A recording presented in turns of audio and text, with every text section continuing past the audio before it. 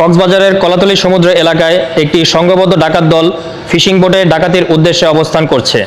প্রাপ্ত তথ্যের ভিত্তিতে গত 9 জানুয়ারি 2026 তারিখ শুক্রবার রাত 11টায় সমুদ্রে টহলরত কোস্টগার্ড জাহাজ সবুজ বাংলা কর্তৃক উক্ত এলাকায় একটি বিশেষ অভিযান পরিচালনা করা হয়।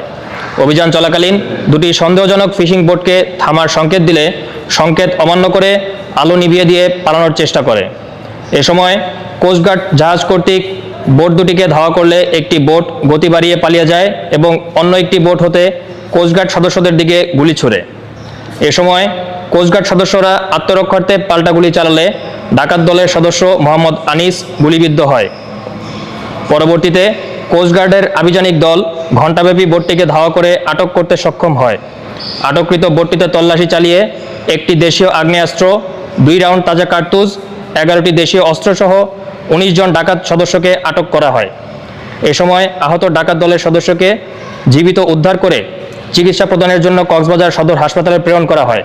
পরবর্তীতে 10 জানুয়ারি 2026 তারিখ শনিবার চিকিৎসাধীন অবস্থায় মধ্যরাত 2টা 5 কর্তব্যরত চিকিৎসক গুলিবিদ্ধ ডাকাত সদস্যকে মৃত ঘোষণা করে। জব্দকৃত সকল আলামত সহ আটককৃত ডাকাতদের পরবর্তী আইনানুগ ব্যবস্থা গ্রহণের জন্য কক্সবাজার মডেল থানায় হস্তান্তর করা হয়।